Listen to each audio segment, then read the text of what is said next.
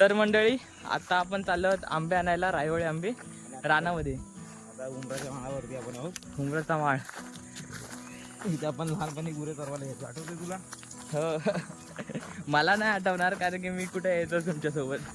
ही माळकांड आहे, ही जागा नितीन दादाची जागा आहे मालकांड ओमेची.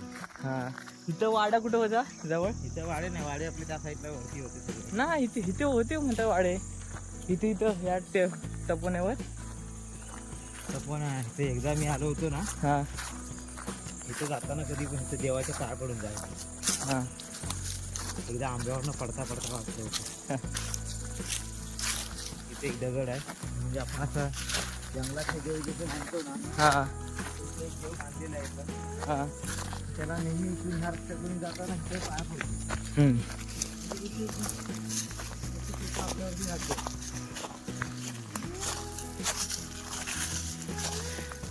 काही लोक म्हणत असतील ही श्रद्धा आहे की अंधश्रद्धा आहे. हा भाव आहे. हां तुम्हाला जगामध्ये देव नाही आहे आपल्याला पण माहिती. हां ते म्हणजे तिकडे सगळीकडे देव आहे. हां. तिकडे त्या गोष्टी माहितीच आहे. हो. कानामध्ये देव आहे. हम्म. देवा त्याच्या वडिलांनी त्याला विचारलं, हम्म. तुम्ही नारायण कुठे आहे? हम्म. तुला काय म्हणाला? सगळीकडे आहे, इकडे आहे, तिकडे आहे. हम्म. त्यावेळेस त्यांनी खांबाला लाथ मारली हम्म. आणि त्यातून नरसिंहाचा अवतार बाहेर पडला. हां म्हणजे देव आहे ना. हां. आता ही बघा, डोंगरची काळी नाही, करवंद करवंद लागले. आहेत चांगले. हे सगळं नॅचरल आणि ऑर्गॅनिक आहे. हम्म.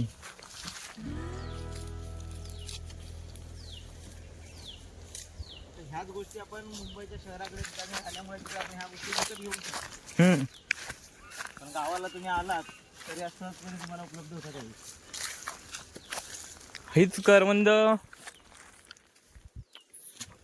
किती किलोवर भेटतात की वाट्यावरती वाट्यावरती? कसा वाटा कसा असतो त्यांचा? लोक आपल्याला जायला रस्ता मिळणार नाही, हम्म.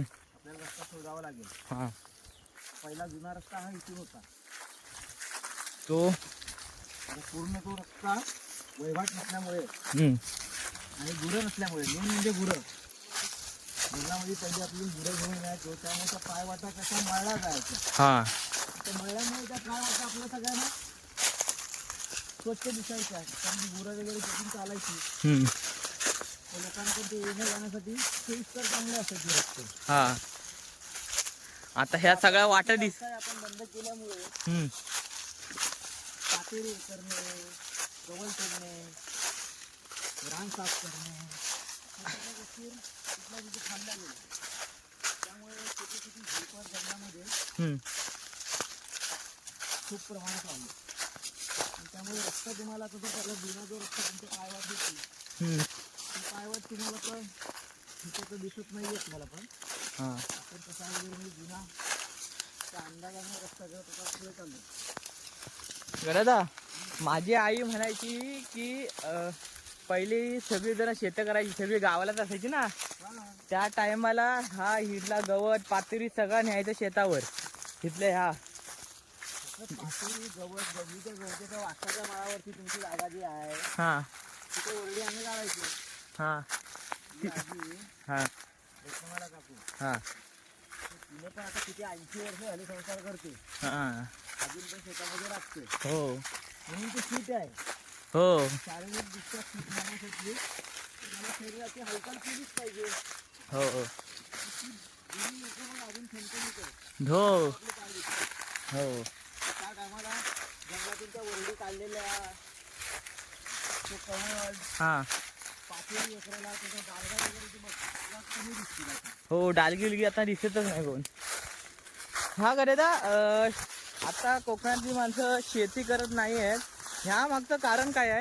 ह्या मागचं कारण म्हणजे आता लोकांना काय झालं की शहराकडे तेवढ्याच जो आता जो काम शेतीसाठी जितका आता श्रम करतोय हां त्याच्यापेक्षा कमी श्रमामध्ये त्यांना पैसे थोडेसे जास्त इकडे शहरामधून मिळतात. म्हणजे नोकरी म्हणजे जास्त कष्ट न करता हां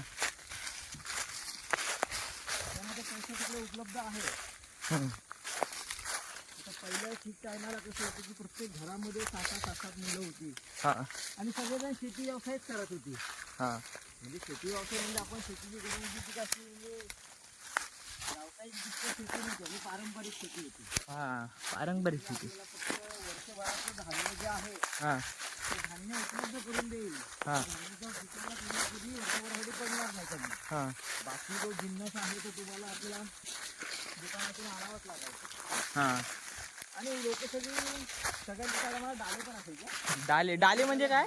डाळे म्हणजे आता तुझ्या घर आहे, हा आता आमच्याकडे बैलांची जोडी होती. हा आता तुमच्याकडे बैलांची जोडी नाही, बैल नाही तुमच्याकडे, नांगर नाही तुमच्याकडे. हा मग असे ज्यांच्याकडे नांगर नाही ना, ज्यांच्याकडे नांगर आहेत हा ते लोक डाळे करायचे. म्हणजे ती लोक त्या सामूहिक शेती करायची. हा सामूहिक शेती. म्हणजे आमचे 4-10 तरवी आहेत, हा तुमचे 8 तरवी आहेत. हा मग ते सगळे आपण एकत्र करायचो. हा.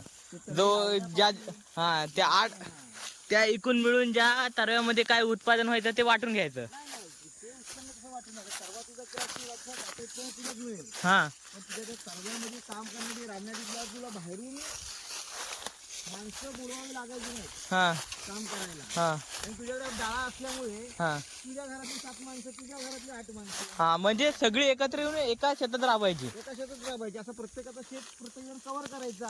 हा म्हणजे एक दिवस ह्याचं, एक दिवस राजू काकांचं, एक दिवस असं पप्याकांचं, असं शेत म्हणून. असल्यामुळे आता नांगर असल्यामुळे आता नांगर आमचा होता, पण अण्णा नांगर घ्यायचे, हा नांगरून घ्यायचे. मग त्याच्या बदल्यात तुमच्या घरातली कारण आमच्याकडे यायचे आमचं शेत लावायला वगैरे. हा तू शिकलास की नाही नांगरणी? शिकलो मी, हा पण काय जास्त वेळ गावाला जाता आलं नाही. म्हणून त्याच्यामुळे शहराकडे जावंच लागलं. हा 12वी झाल्यानंतर मला शहराकडे जावं लागलं मुंबईला.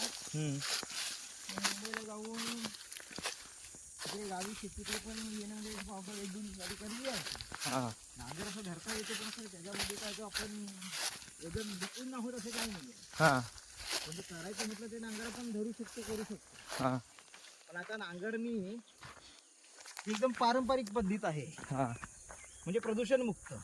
बरोबर. आता ट्रॅक्टरने नांगरायला गेला तर तुझ्या शेतात किती मशागत आहे, त्याच्यामध्ये ते पेट्रोल ऑइल वगैरे पडू की तुझ्या जी जमिनीची जी क्वालिटी आहे, उत्पादन क्षमता, हा त्याच्यामध्ये पण फरक पडतो. हम्म पारंपरिक नांदी शेताची नांगरणी आहे हा ती एकदम पारंपरिक. हम्म त्याच्यामध्ये कुठलीही तुला हे सापडणार म्हणजे जे आपण गुरांचं शेण वगैरे आहे, हा पहिलं शेण वगैरे आपण सगळं हे करायला जायचो आम्ही. हा टोपली घेऊन शाळा सुटली, हा टोपली घेऊन पूर्ण खलाटीमध्ये फिरायचो, हा रानामध्ये फिरायचो. कारण गुरं सगळ्यांची गुरं 10-10, 7-8 गुरं होती. हम्म तर त्या गुरांच्या मागचं शेण कुठे पडलेलं असायचो, हा सुका शेण, हम्म. तो इकडून मग आपल्या तरव्यात आणून टाकायचो. हा पण त्या टायमाला गावात वाडीत पोरं भरपूर असतील ना? पोरं वाडी म्हणजे प्रत्येक घरात 3-3, 4-4 पोरं प्रत्येकाची. हा तर आम्ही 3 जण. हा तुझ्या घरी तुझे वडील सचिनदा होता, हा अनिलदा होता. हो प्रत्येक घरामध्ये प्रशांतच्या ह्याच्यामध्ये प्रशांत आणि खालच्या वाडीतून भरपूर पोरं. हा पोरांची अशी कमीच नाही, पोरं भरपूर होती. मुंबईला माणूस त्या टायमाला कसा होता माहिती आहे, एक माणूस मुंबईला काम करायचा हा आणि गावचा पूर्ण 10-15 लोकांचा कुटुंब सांभाळायचा. हा पण आताची परिस्थिती आता झाली आहे की मुंबईला 10 लोक असली हा तरी गावच्या एका माणसाला पोषू शकत नाही, हम्म अशी परिस्थिती झाली. आता लोक तो जिव्हाळा आणि प्रेम कमी झाला, लोकांमध्ये ती आपुलकी राहिली नाही. हम्म पहिली कशी एखाद्याला अडचण काय झाली की लोक धावून येतात, आता पहिले लोक ते मजा बघतात, हा हा मला ह्याचा असतात झाला होऊ दे. पण आपल्याकडची माणसं तशी नाही आहेत. आपल्याकडची माणसं एकमेकाला साथ देणारे आहेत. हा आपली वाडी जी आहे ना, हा आता गावामध्ये आपल्या वाडीचा म्हणजे जो मान आहे ते लोकांनी टिकून ठेवले. जे आपली जी जुनी माणसं आहेत, जाणती दुसरी माणसं होती, हा त्या लोकांमुळे ते सगळं राहिलं आणि ते आपल्या पुढच्या पिढीला पण ते सगळं टिकवता आलं पाहिजे. हो बरोबर. म्हणजे आपण पण त्यानुसार काहीतरी प्रयत्न केला पाहिजे. हम्म